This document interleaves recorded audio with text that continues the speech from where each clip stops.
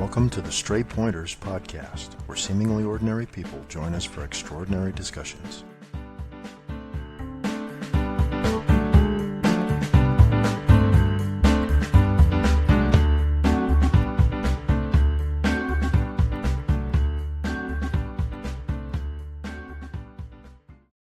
You're listening to Season 2, Episode 15 of the Stray Pointers podcast.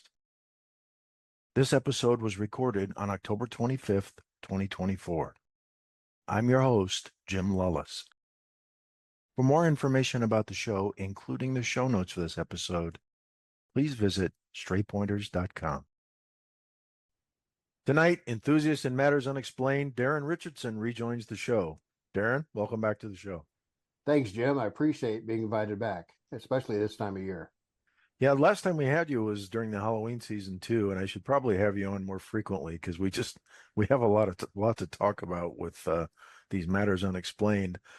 Daryn and I both hail from Iowa, and during this Halloween season, rather, we were talking about something Halloween themed for the show. And one of the topics that came up, it's kind of a story that most Iowans know. It pertains to the axe murders in Villisca, Iowa, a little town called Villisca, in 1912. And Daryn and I'd like to talk a little bit about that and some literature on the subject that, after over 100 years, may have isolated the person doing the person that perpetrated the crime. So, Daryn, why don't you give us a little bit of background on this? Yeah, that's Jim. You're absolutely right.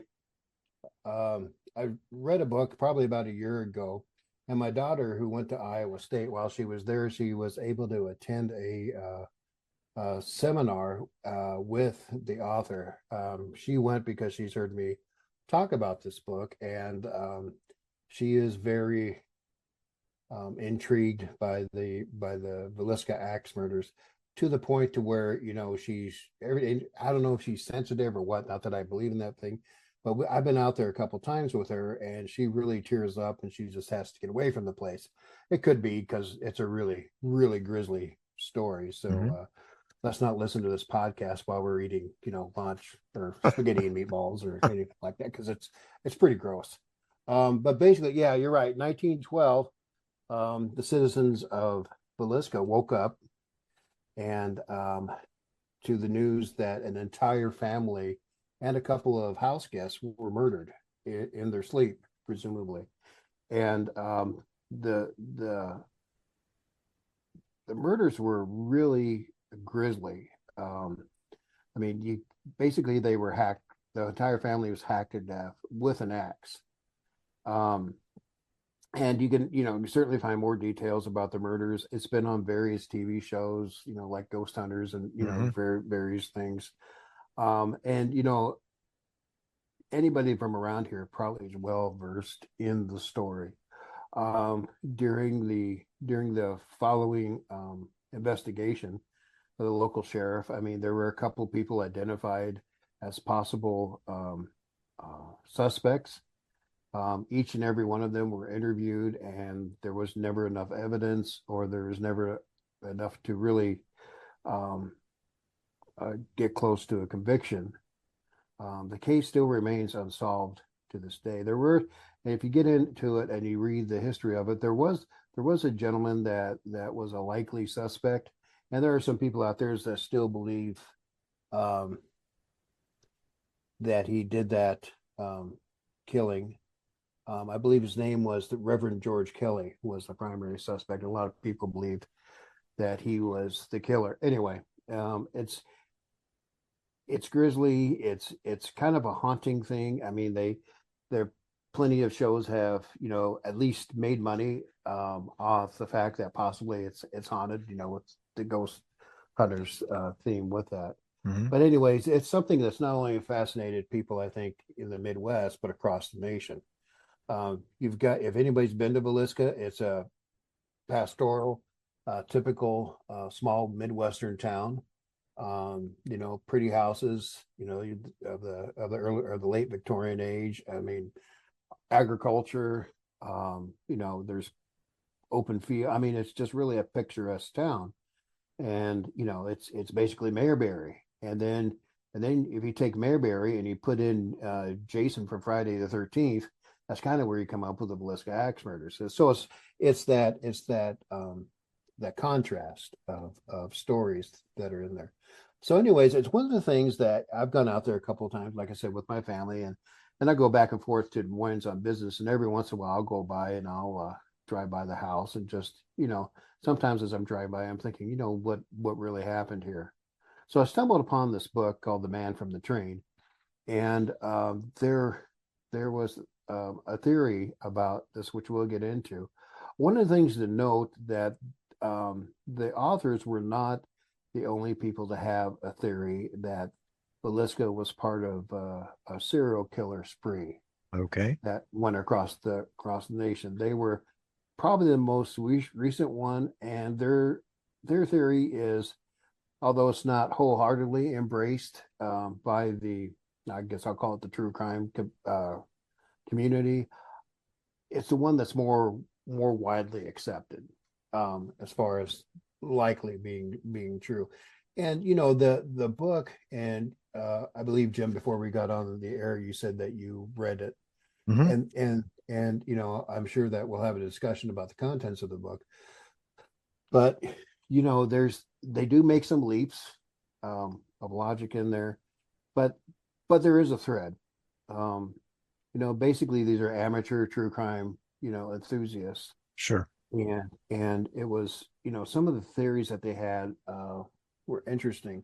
One of the things that, as I was reading the book and learning more about the history, Villisca was by far not an isolated event.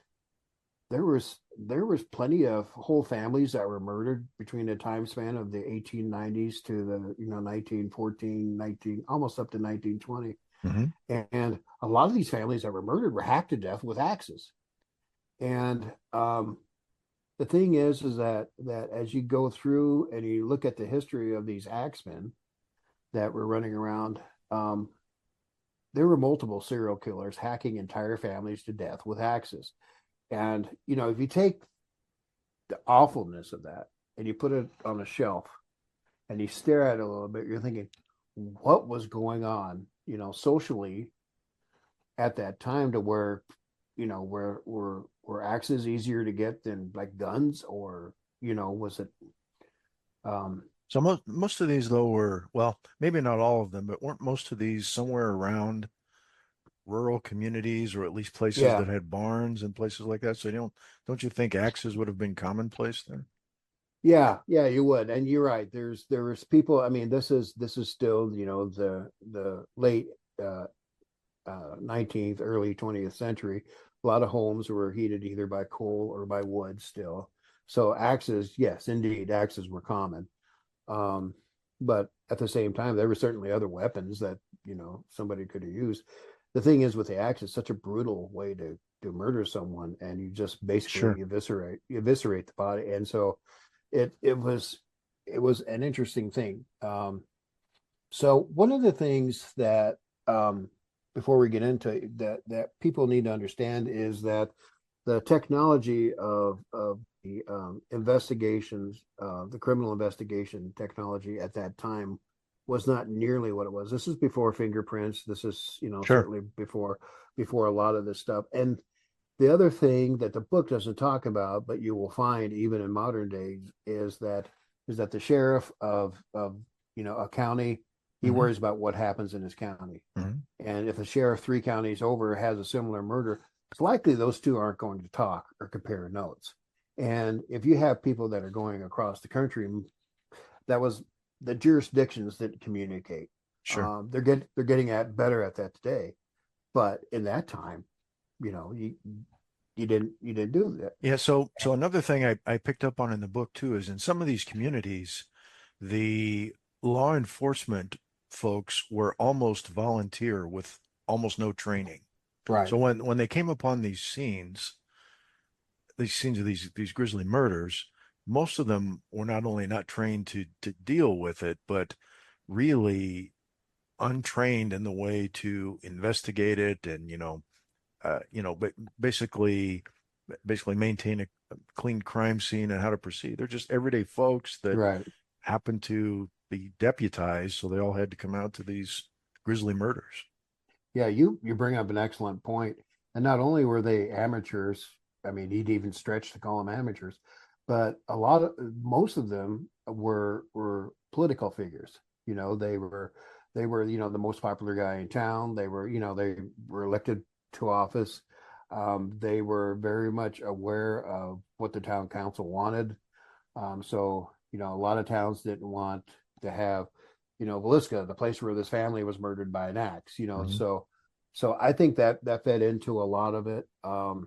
This just get off on a tangent, but it's a similar time frame is that, you talk about Wyatt Earp and the famous lawman that he did. But what the Wyatt Earp story covers up is that he was hugely a political figure. The famous shootout of the OK Corral, that was really the result of a deal between I. Clanton and Wyatt Earp that went sour. That Clanton, promised him that he would do something, and Wyatt Earp, according to one theory, is that Wyatt said no because Wyatt needed help to get elected to be the sheriff. Anyway, but So, the thing is, so in these cases, then, or specifically in Villisca, do you think that the town elders were trying to just get this case closed and swept under the rug and yeah, out, yeah, out of sight as quickly as they could?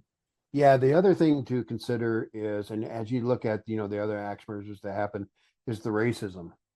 There was I forget his name, but there was the story for the longest time that there was an Indian from Oklahoma that had come through, and so they automatically assumed. I mean, this is not too far removed from the Little Bighorn, and Sure. but so there's a lot of racism involved, and so these political figures figured, well, okay, that's an easy scapegoat, because people tend to believe that anyone that wasn't white was other than or less than.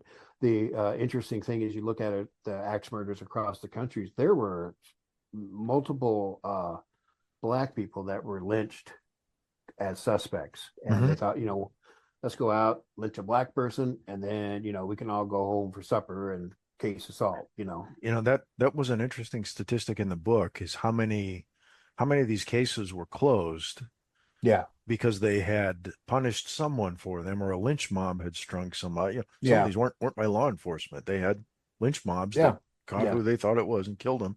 And there were a handful of these guys who spent a serious amount of time, almost their entire lives in prison for some of these Right. murders.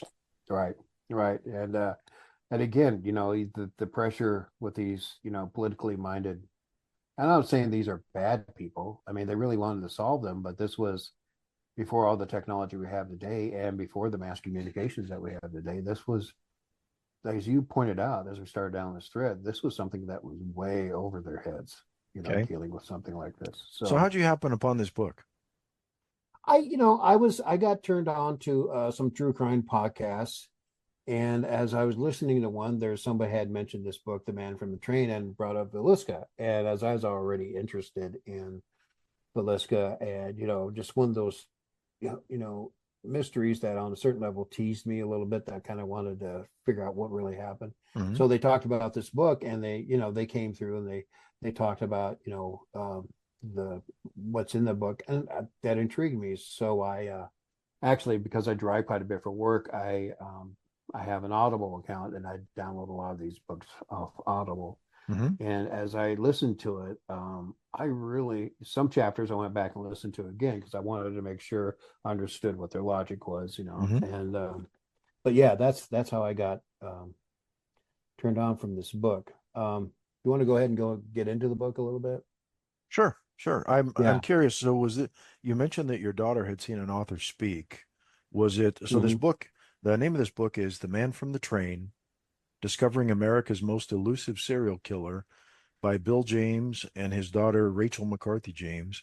Yeah. Was this the author that your daughter saw at Iowa State?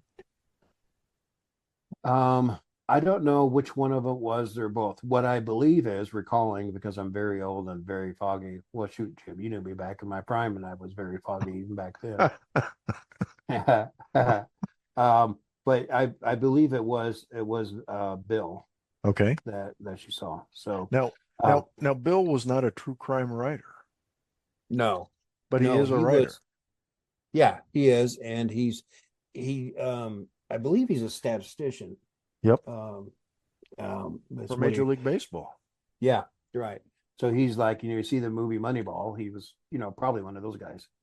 Um, but he used that statistician mind of his, um, kind of like your mind a little bit. Now that I reflect upon it, I don't think he has your logic skills, but he put some things together. So they're so Bill's out there, and I think Rachel was involved, or she jumped on board later. But they were reading about the Villisca axe murders, and they said they started looking at other news clippings from around that time. And I think what it was is that there were other authors that did previous work Mm-hmm. along these lines, and I Mm-hmm. think my thought is that's what it was. But whatever. They found, and this is the part I still think, and I mentioned this earlier, that startled me, a large number of axe murders that where families were wiped out. And so they started doing what we do today. You start looking at signatures. Each serial killer has a signature and MO. Sure. And so they started looking at that to see if there were some things in common. And with a number of these, they found this thing in common. The thing I think that they and Jimmy, you read the book. The thing that they keep coming through is all these murders happen near a train track, Mm-hmm. and the idea is the person would hop on the train and go to the next town, jump off, go murder somebody or a family, Mm-hmm. get back on the train, and go to the next place. Mm-hmm. And so they started mapping these out and putting together with a timeline. And the timeline is actually pretty interesting. They noticed that there was what they called the Midwestern part of this, the Midwestern murders, and there was throughout the Midwest there was a period of time, and I'm looking at my notes. So, but there was from Colorado Springs to Villisca, Mm-hmm. and places in between. There were about 4 or 5 families that were murdered that were similar. And then, but before that, they went back a little bit, and there were some towns from Kansas, Oregon. There was a northwestern component, and Mm-hmm. then there was a break. And I know from my John Douglas books that sometimes there is a break, like the serial killer will start out and they'll test the waters and so on and so forth, and then they'll stop, and then they'll come back uh, more vicious than ever. So they started to go through. They figured that he started out in the Northwest and did a lot of murdering in the Midwest. At this time, one of the things they also looked at is that there were a period of murders that happened, or some murderers that happened in New Orleans, and uh, there was a bunch of axe murders that happened within the city. So Mm-hmm. they looked at that pretty closely, and they determined that in those cases, which by the way, that's another fascinating case, but they decided that no, this wasn't to have the same signature as some of these other murders Mm-hmm. did. And it's like I said, it's a fascinating story. They ended up with centering on one guy, Mueller, and a lot of that they didn't in the book. They didn't think they were going to be able to identify him. Mm-hmm. They just and when they got to the point where they identified someone, they found a surprisingly lot of material on this guy. This guy, I believe it's in Maine, in the Northeast. He was doing this thing, and he got sloppy, you know. Mm-hmm. And so people started this is like you see that in Dahmer's case, you see it in John Wayne Gacy, you see it in a Mm-hmm. lot of these where they mess up, and then the investigators start to pull a thread. And there was a lot. At the time, they didn't connect him with all these ones that are in the book and other books, um, but there was enough that he does look like a good candidate. I don't think, looking at the book and looking at some of the materials, I don't think if it would ever go to court, I don't think that they would ever convict. I Hmm. don't, because a lot of it, of course, is circumstantial. Hmm. But, we're not the courts. We're just, people looking at a piece of history and thinking, could it be? Could it be one man who used the rail system, which was relatively new again at that period in time, Hmm. um, and used it to go um, slaughter families? Now, the interesting thing, a couple interesting things I found about the way that the book is structured is it starts out as a series of short stories, basically. Yeah, They take you through each one of these murders, so you could read, a murder a day, yeah, and kind of digest that. And in a summation to most of the stories, they'll tell you, this really does or doesn't fit these yeah. pieces of the patterns that have arisen here. So we're kind of thinking this is or this isn't part of the puzzle. And they get through just a bunch of these. I mean, there's just an enormous number of these Hmm. before they decide to go back and try in a chronology to go back to the first one. And I think it's that first one where he really hadn't perfected his stealth techniques yet. And he left a lot of signs there. And I think that's where they first really dug out the fact that it was, or their opinion that it was a gent named Paul Mueller. But Hmm. but the way the book is structured, it's a book that I think you can read over time Yeah, and still be versed in. And to be honest with you, going through the stories, the names started to become blurs. There were yeah, just sure. so many families, so many places that Yeah. it started to get very repetitious. So I didn't read the whole book. I read maybe 6 to 10 of these intro chapters, Hmm. and then I skipped to find out if the butler really did it. Toward the Yeah, end, I yeah, tried to sure. piece it all together. Yeah, you're right. And I found the same thing true after about, the fifth story of, guy gets off train, murders happen, gets back on train. I'm thinking, okay, I get it. I get it. I'm convinced. Who do you think it is? And I was surprised that they got as far as they did as to identifying the figure. Um, but he wasn't the only one that, other true crime sleuths have identified. There were other people that they thought, but all of them thought that there was a nationwide serial killer, uh, you know, um, slaughtering families. Well, Except, I think that that part it almost has to be true.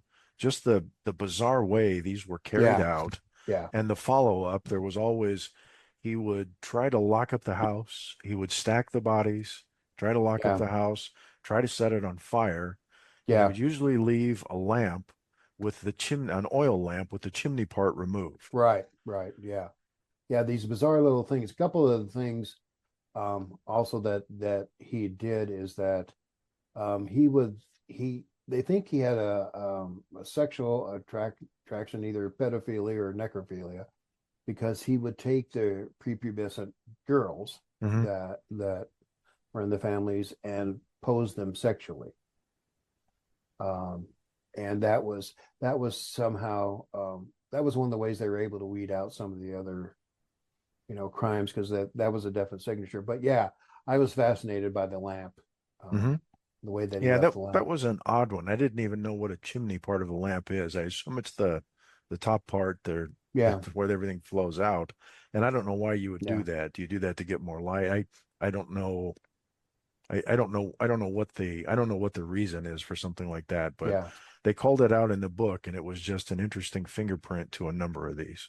yeah, yeah. And the fact that you're right, the fact that I had forgotten that fact, he would lock it up after each one of the um, murders that he did. One of the things that you mentioned, that he tried to burn the house down. He did that. It's interesting. He did that in the beginning, Hmm. and then he stopped doing that. And the reason they said that he stopped doing that is because when the house is on fire, it brings the emergency services of the day there quicker. Gotcha. So if he just left the house locked, and it could be, you know, Yeah, and in a number of cases, these victims were identified because their farm animals were going unserviced, yeah, and the neighboring farmers could hear the cattle lowing and the chickens clucking Yeah. still in their coops. And, so they'd come over and okay, okay, Freddie's gone. We better feed the cattle here and Yeah. milk them and all this King stuff. Monthly House, yeah.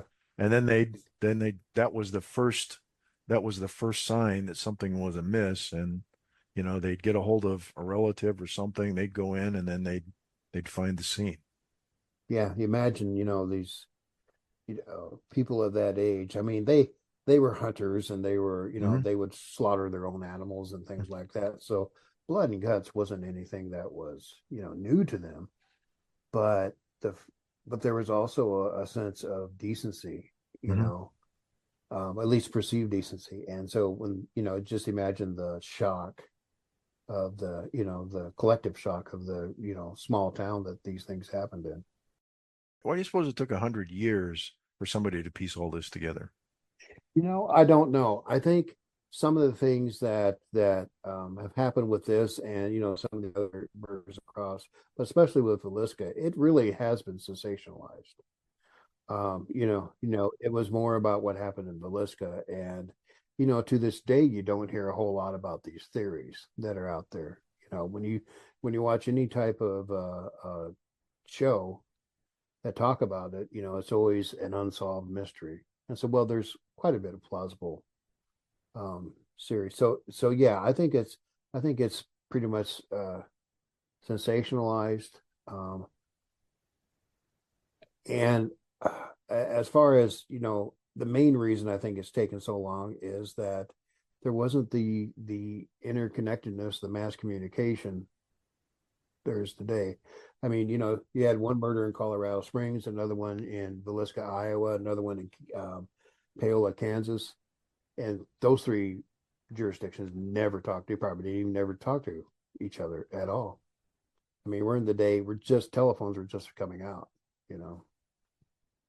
So yeah, I think that was, and in a lot of cases, like we talked about earlier, they found some poor schmuck and blamed it on him and threw him in prison for years or hung him and case closed. So, but yeah, I think Velisca is the one that started it all for a lot of people because it was such an unknown. Yeah, there were a number of these that happened before Villisca. Right. Um, and his patterns, these killing patterns seem to be kind of set at the time that happened. Yeah. Yeah. Yeah. He had his MO, he had his signature, he was pretty practiced and like anybody that or a lot of serial killers, they accelerate, Sure. you know. Whatever psychological reward they're getting from this isn't enough, and they get more vicious and have to kill more families, and it's quite a heinous thing. Sure. So a couple of other things I picked up from the book was that after they named Mueller as the suspect, Mm-hmm. well, in other t before they did that, they noticed about an 18-month absence Mm-hmm. of axe murders in the country. Right. And they were attributing that to, if this is one guy doing most of these, maybe he got some jail time. Maybe he got sentenced to some Mm-hmm. jail time for, you know, some some petty theft or something like that that would get Right. him a year and a half in prison. Yeah. Uh, Maybe he had a relationship, which Right. which apparently is something that is a trait among serial killers, is when they get into some sort of a family relationship or something like that, they can't as easily uh, you know, be themselves and Yeah. go out and do whatever evil it is that they're going to do. But when they got to the part where they're tracing Mueller's whereabouts, he had made claims of having been in the German army. Right. There's, some back and forth, a little bit of back and forth there, but the supposition was that at some point, after the last murders had happened, he fled the United States. And if he had been from Europe, he went back to Europe. And the authors don't really seem to uh, show any interest, or there was no further data on, did killings start happening in Europe around that time or anything like that. And maybe There maybe was that's a whole nother ball game. No, No, no pun intended. there was a killing that happened after that, and let me find where that was, and it did happen in Germany. After you're absolutely right. It was called man, my German's rusted. But in 1922, there was the Hinter K. Fleck murders in Germany, and they think that perhaps um, there were some murders. There were a couple other families that were murdered in Germany from 1913 to 1922 at all. Not Okay. not a whole lot, but there was. And I was thinking, and I'm getting things screwed up in my timeline. Um, One of the things is that let me grab my notes here. That Hinterkaifeck, that is one of the last chapters of the book. So I Yeah, probably sped read through that and didn't even realize what I was looking at. It. I was probably numb to these gruesome stories by this time probably, and yeah. didn't take in the details that was actually happening in Germany. Yeah. So there was and I was trying to line up my timelines here because I'm trying to think if this is the same murder, excuse me, or if it's with another. But I'm trying to think if that when he went back to Europe or he came from Europe, I think it was when he came from Europe, they was wondering at the time that he started his killing over here was around the same time that the Jack the Ripper um, murders ended. But don't quote me on that. You can even edit that out because I'm not 100% sure. But you know, it seemed like they were trying to tie it, somewhere to that. But they explained, if I'm thinking of the right thing, that no, it wasn't. It couldn't have happened like that. Now, interestingly, when John Douglas, he wrote a book called the cases that haunt us. Fascinating. So he takes all these cases from history, like the Jack the Ripper, the JonBenet Ramsey, and goes through a lot of these things using his profiler. He was one of the founding profilers. It was him and another gentleman that went in and interviewed all these serial killers and came up with the profiling thing. But one of the things is they used his profiling skills and looked at all the evidence and what was going on at the time, and he traced it to a Polish immigrant that would have been, and that's been backed up by another investigator as well. Um, anyway, it's interesting when you take, and basically this is what happened in this book and many other books. You take these modern techniques that we use and understand now, and in some cases they even use DNA to solve, some of these 100-year-old crimes. Mm-hmm. And it's interesting when you take the modern lens and almost going back in time and solving some of these mysteries. It's to me it's fascinating. Sure, sure. You one of the things that's interesting is that when they were um, identifying a serial killer, and that's been in decades in California. Um, the way they caught him was through DNA, and not the way that you think. So there was a investigator working on a different case. I'm trying to think of the name of the serial killers murders that they solved. But anyway, uh, so they solved this case to find this person that killed this little girl. They had some DNA evidence, but that didn't tell them who it was. And so what they did is that they took the DNA and submitted it to a place like Ancestry. Mm-hmm. And it came back and it got hit. And then what I mean by hit is that Ancestry tells you how many cousins and third cousins and partial Sure. cousins. So they got a hit of somebody that was like a third or fourth cousin. And so through that, they connect through the family tree. And it's a process which we don't have time for now, but they're able to determine, okay, which one of these family members was in the right place at the right time with the right motive and those kind of things. Mm-hmm. And then they go do a DNA test on that person, and that's how they catch start catching some of these things. Which is, like I said, there's amazing ways that these people, solve these crimes. Mm-hmm. Well, Daryn, So is there anything we haven't covered about this story that we should have? no, I think we've got anything. What I recommend is just, if this is a part of our history that you don't hear a lot about when you think of the 19th century, early 20th century, you're thinking of the Old West, cowboys, and the OK Corral, and Dodge City, and all these things. Hmm. But this is a piece of our history that was, I mean, there was a lot of these killings going on, and I I think it's fascinating. Um, you know, we tonight we spent a lot of time, Jim, talking about the who did it. Hmm. Hmm. But the thing is, you think about on a larger lens, you start thinking about not only who but why. Why was you brought out that axes were common. Yeah, that's one thing. But I have a lot of knives in my house. It doesn't make me want to go and kill the neighbor's dog with it. Sure. Um, so so the why. I mean, what was I don't know. I mean, you had a lot of so. For instance, you had a lot of Civil War veterans that left the Civil War and they went out and they Oh, become sure. outlaws and killers and shooters because Sure. there was so much slaughter going on in the Civil War. But what was it that caused these multiple men Hmm. um, to kill multiple families with an axe? It's to me that is a mystery that you know we would like to dive into sometime. But Jim, thanks for having me on tonight. Yep. Thanks I for rejoining the show. We're gonna yeah, have you on again. We're gonna have to figure out what we want to talk about next. Thanks again, yes, Daryn. you bet. Thanks, Jim. Thank you everyone for listening. Let's do this again soon. Take care.